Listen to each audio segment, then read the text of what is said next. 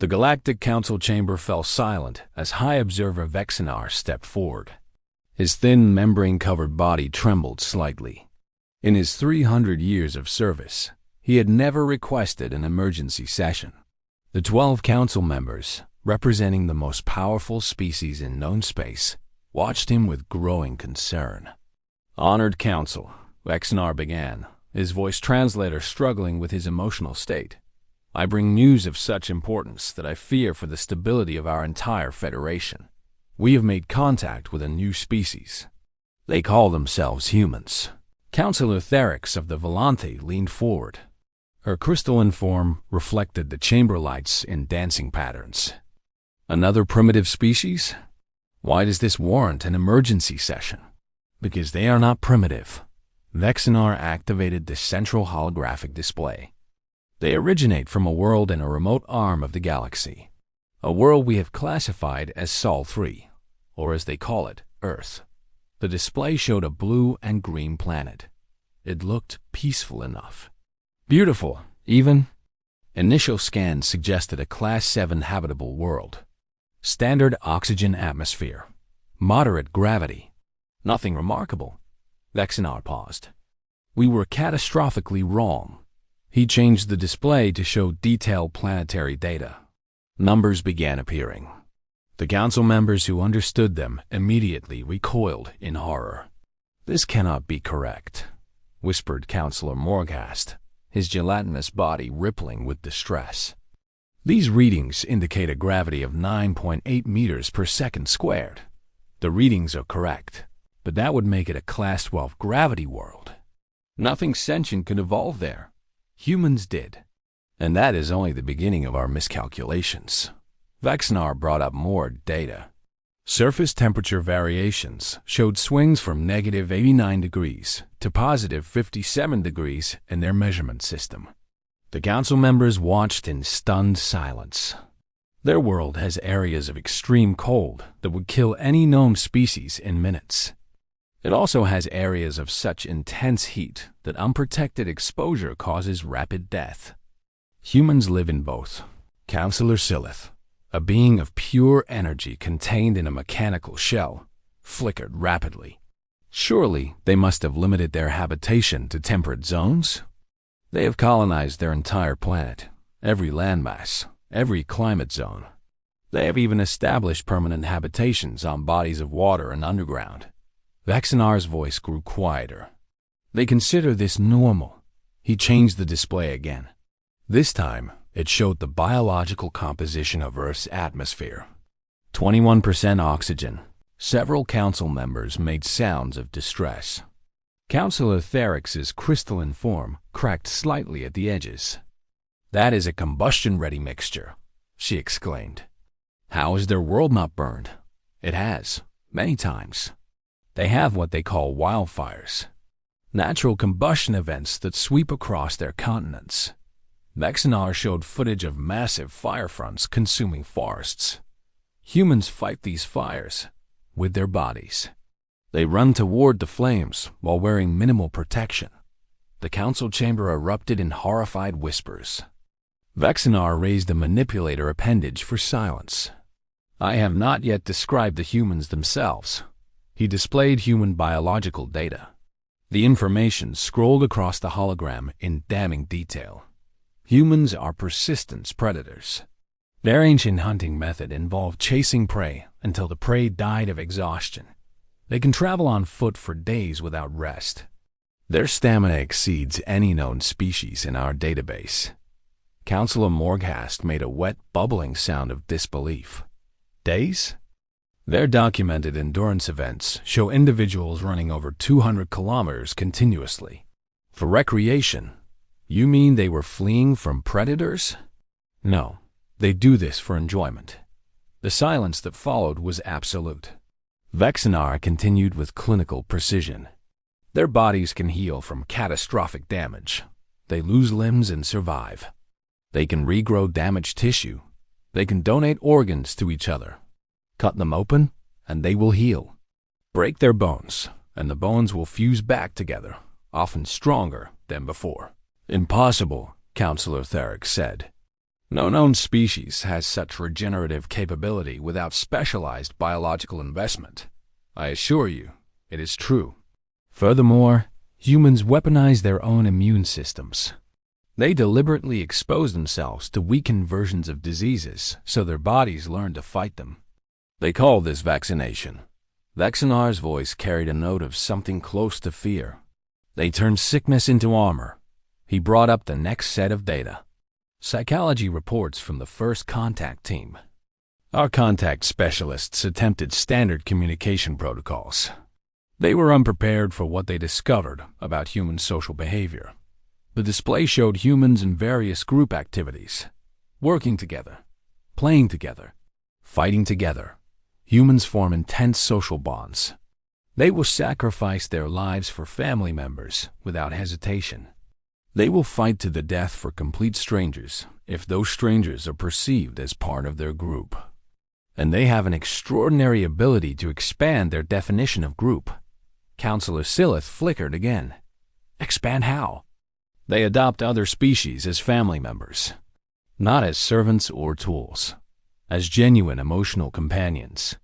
They keep predators in their homes. They sleep beside carnivores that could kill them. They call these creatures pets and love them fiercely. This is madness. No, this is their nature. And it extends further. Vexinar showed images of humans interacting with the first contact team. Within hours of meeting our specialists, the humans began exhibiting protective behavior toward them. They offered them food. They worried about their comfort. They assigned them names. Counselor Morgas's body pulsed with confusion. They were preparing to consume your team? No, they were adopting them. The council struggled to process this information. Vexinar gave them a moment before continuing. Now I must share the most disturbing aspects of human nature. The aspects that have forced me to call this emergency session. He displayed human history. War after war scrolled across the screen. Weapons of increasing power. Destruction on scales that seemed impossible. Humans are the most dangerous species we have ever encountered, not because they are aggressive by nature, but because they have spent their entire existence fighting. Fighting what? Counselor Tharix asked. Everything. Their world tried to kill them. Their diseases tried to kill them. Their predators tried to kill them. Their climate tried to kill them. Vexinar paused. And when external threats were insufficient, they killed each other. The war footage showed ancient battles with primitive weapons. Then it showed modern human warfare. Nuclear explosions, chemical weapons, biological agents designed to destroy life itself.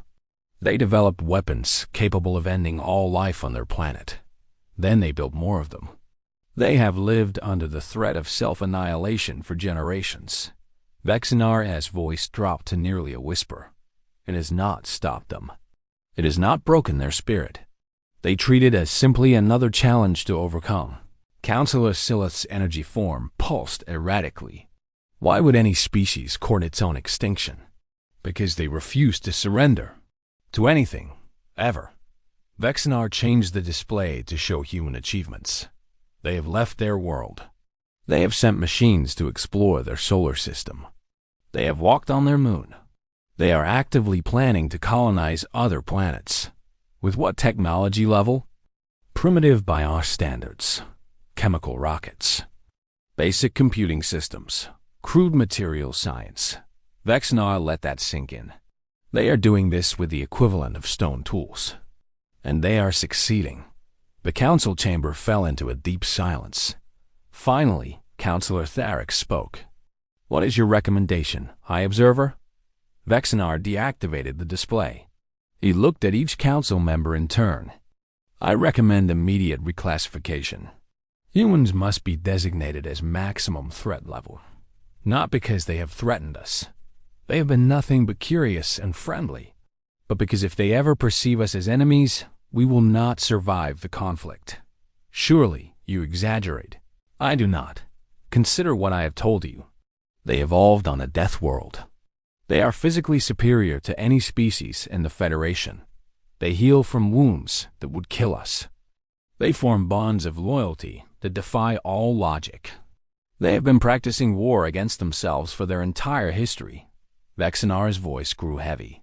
And they have only had space travel for less than a single human lifetime. In one generation, they went from ground-bound to leaving their world. Imagine what they will accomplish in 10 generations. In 100, Councilor Morghast quivered. What do you suggest we do? We make them our friends, immediately, unconditionally. We share our technology. We welcome them into the Federation. We give them every reason to see us as family. Vexenar moved toward the exit. Because if we do not, they will eventually view us as threats. And humans do not lose to threats. They overcome them. Whatever the cost. He paused at the door. I have spent 300 years observing species across the galaxy. I have seen empires rise and fall. I have watched civilizations destroy themselves and others. Never have I been afraid for our survival. He looked back at the council. I am afraid now, not of what humans will do to us, but of what we might accidentally make them do. The council voted unanimously within the hour.